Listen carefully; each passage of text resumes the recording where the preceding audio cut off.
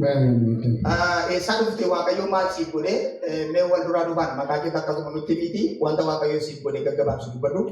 Maqaan koo Abdii Gadaadha. Aanaa Guddisootiin dhufee yeroo darbe akka keessummaatti mana namaa dhufee waa madan kamila dhufee gaafa dhufeedu maanni kadhata wayii barbaadennaan dhaqii humni waaqayyo iddoo sanatti hin hojjeta.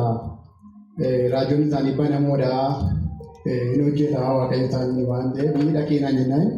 Facaasaa dheenggaddaa dhufe facaasaa gaafa dhufu asirraan lallabu dudduuba sanatti warra kalee warra maalii dhahee warra dhukkubsatootaa fudhatu anan immoo kalee inni dhukkubaa haalli inni naqamee jiru immoo dhukkuboota hundarra caala ture waan qabatamaa saachuudha. Wanti inni naqamee dhufe kuni waan guddaa ture. Isa booddee gaafani asirra gandaan xumuramee jiru xinnoo ishee sababa amantii keessa tutturree fi sodaa waliisee dhufeen naa kadhadhaa hin jedheen kan isin kadhattan naannoo kanaa kadhachaa hunda malee naaf hin kadhannee naaf kadhadhaa jedheen kiiskoo dhaqe. Gaafaan kiiskoo keessatti achi gadu isa booddee banamoo ta'aniitu naa kadhatan. Gaafa naa kadhatanii kalee koo bitaan mirgaa baay'ee na dhukkuba ture. Amma waa'ee kalee kootii yaadachaa jiru. Garuu wanta guddaa fi yaaddoo cimaa ta'e yeroo buleessi koo ganama lallabu akka itti baadhuun naaf sababa naaraa deematuun keessatti ture ta'e dhugaa dhabaadeen sirraa olii gafiigan ture. Maaliif namni waaqayyoo kabajamuu qaba. Kun immoo dubbii jireenya barbaadaan lallabaadha waan ta'eef baay'ee natti tole yookaan ergaan isaa.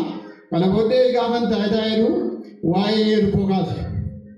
Inni yeroo koon al torba itti jedhamee waa'ee iyyaatiin deebii taa'anii anaa fi deebii addaa ta'e Megalateeffadhaa ta'e.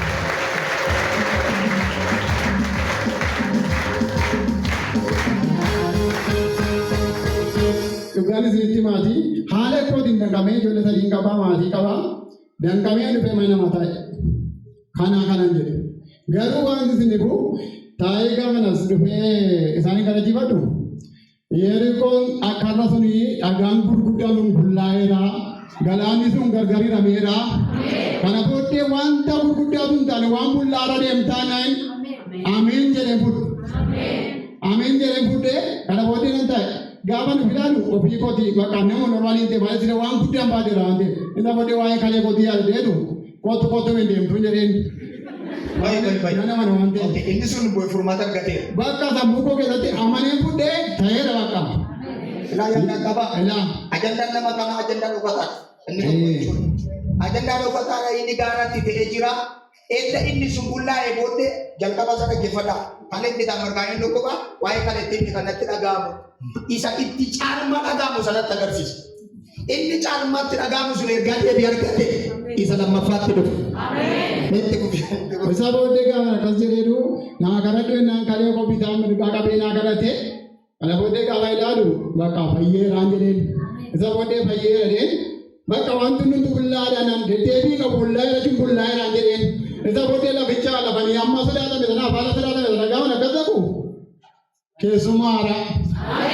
Maarraa baate.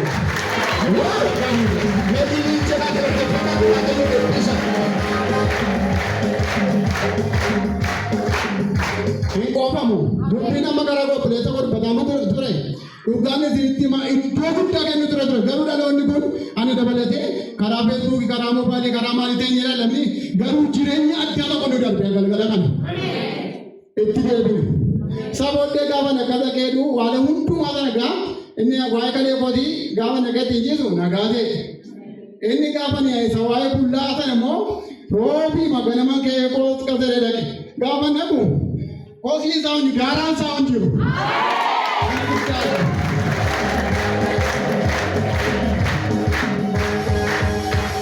Dhugaadhatti boqoddeen achi taa'urraa isanitti boqodde kan dhaloonni dhagaanii itti boqotan jedhee ol deebi'ee fiigaa dhufe malee boqoddee ala iddoo sanatti jechuudha. Kanaaf humna waaqayyoo iddoo kanatti hojjetu kana namoonni amanaa fudhaa. Dhugaan isitti ma burruus iddoo kana jiru dhaqee hurreessee naa hin dhaqe malee ammatu burruus iddoo kana jiru ta'e amma tasman ta'a. Garuu waan isin dhibu burruusi waaqayyo nama isaa keessa kaa'ee hin bullaadhe burruusatti ergee waaqayyo bulleessee jireenya naaf ta'ee waan hundumtu wal qajeeleera jechuudha. Kanaaf hin taa'u jedhee isa facaasaa roobii gadi Inta waliin sammuqidhaamee qaleessaa ol dhufee waaqayyo hojii irra jira waan ta'eef dhaloonni namoonni laphee keessan bana buruusa iddoo kanaa hojjechiifadhaa. Humna iddoo kanaatti fayyadamaa. Harki waaqayyo jira. Dhaloonni utuu harki waaqayyo bal'atee jiru amma iyyuu deemta biraa deemaa jiran itti deebi'aan jedha. Galatoomaa sinaa eebbisu.